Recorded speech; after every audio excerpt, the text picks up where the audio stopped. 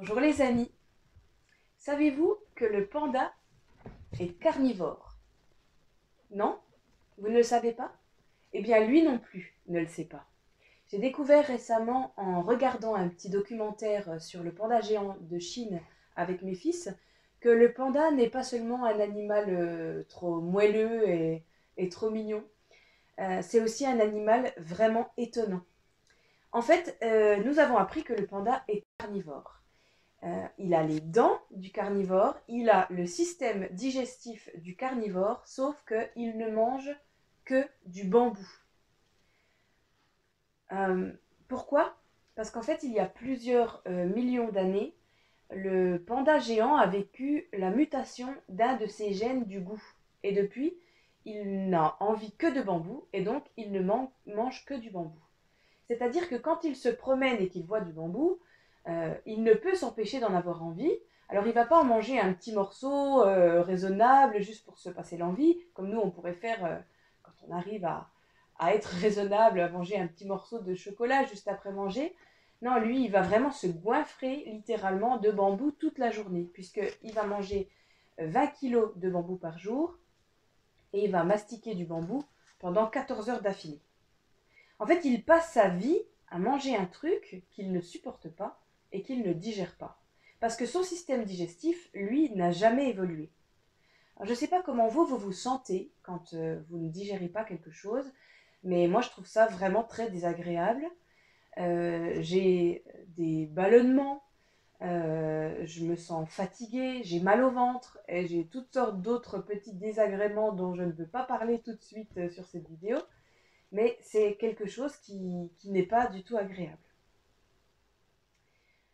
Euh, En fait, je ne peux pas m'empêcher de penser que quelquefois, que même bien souvent, nous sommes des pandas. Nous ne savons pas ce qui est bon pour nous, nous avons oublié ce pourquoi nous avons été créés.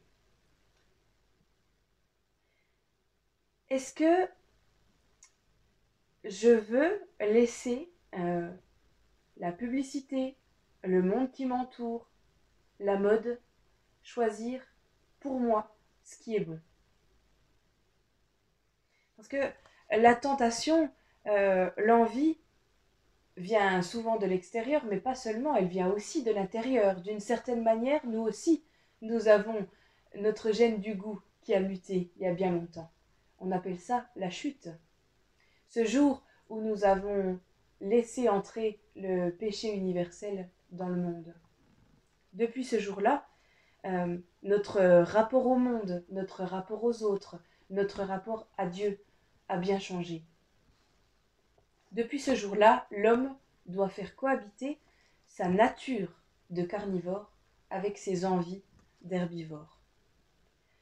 Quand la Bible nous dit, dans le psaume 37 au verset 4, « Fais de l'Éternel tes délices, et il te donnera ce que ton cœur désire », elle ne dit pas que tu ne dois aimer plus que Dieu et que tu n'as plus le droit d'aimer ou d'avoir envie du reste. Ce qu'elle dit, c'est plutôt « reviens à Dieu ». Reviens à Dieu parce que lui seul sait qui tu es, lui seul sait ce dont tu as besoin exactement, lui seul sait en vue de quoi tu as été créé, et tout ça, il peut te l'offrir. Fais de l'Éternel tes délices. Et il te donnera ce que ton cœur désire. Qu'est-ce que ça veut dire exactement? Il te donnera ce que ton cœur désire. Ça ne veut pas dire, je crois qu'en sollicitant Dieu et en aimant Dieu même, euh, on va pouvoir faire notre petite liste de tout ce qui nous fait envie et puis que on va recevoir devant notre porte un joli colis Amazon avec tout ça dedans, comme si on avait passé notre commande. Ça veut dire en fait que en découvrant la joie qu'il y a à vivre auprès de Dieu, près de son cœur, le Père lui-même va orienter tes désirs vers des choses bonnes et puis il va t'accorder tout ce qu'il promet de bon pour toi. Il va d'abord te montrer, te rappeler qui tu es. Un être fait pour vivre dans l'amour, dans la justice, dans la vérité. Parce que c'est ça dont tu as besoin. Alors, par toi-même, tu vas réussir à te détourner du bambou et tu retourneras comme naturellement à ce qui t'épanouit réellement. Je pense qu'on peut répéter au panda toute sa vie qu'il n'est pas un lapin, qu'il n'est pas non plus une girafe, qu'il n'est pas fait pour manger de l'herbe, qu'il est de la famille des ours, qu'il est fait pour manger de la viande.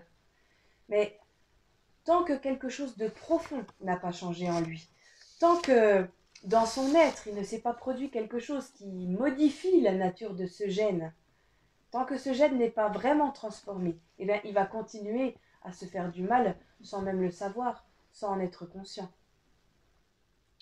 Mais au final, comment parvenir à changer mon désir de bambou? Comment réussir à m'en détourner? Eh bien, la Bible dit aussi, là où est ton trésor, là aussi sera ton cœur. Si tu veux faire de l'Éternel tes délices, si tu veux que ce soit là, auprès du Père, que ton cœur se trouve, alors il va falloir nourrir cette relation avec Dieu. Il va falloir passer du temps avec lui. Je me souviens que quand j'ai passé mon permis de conduire, les premières heures, j'avais toujours tendance à être trop à droite. J'avais tendance à rouler trop à droite, à être trop du côté du fossé. Et j'ai compris en fait que si j'allais toujours à droite, c'est justement parce que j'avais peur d'aller à droite. Et mon moniteur m'avait dit très justement, fixe l'horizon, parce que tu iras là où ton regard te mène en fait. Si tu regardes à droite, si tu regardes le fossé parce que tu as peur d'y aller, eh ben tu iras dans le fossé. Mais si tu regardes droit devant toi et que tu te focalises sur là où tu veux aller, vers l'horizon, alors tu iras tout droit. Alors ne te focalise pas sur le bambou, sur ton péché, sur ta peur d'y retomber. Focalise-toi sur Dieu, nourris-toi de lui, regarde à lui. Fais de l'Éternel tes délices, parce que là où est ton trésor, ton attention, là où est-ce que tu affectionnes, là où, enfin, ce sur quoi tu concentres ton regard, c'est là que sera ton cœur. Je vous souhaite donc de ne pas faire comme le panda. Je vous souhaite de vous nourrir de choses qui sont réellement bonnes et nourrissantes pour vous, de choses qui répondent à vos vrais besoins, qui remplissent vraiment ce vide en forme de Dieu que vous avez au fond de vos cœurs, au fond de vos êtres. Je vous encourage, je vous souhaite de vivre une vie sans ballonnement, quoi. Allez, bonne dégustation.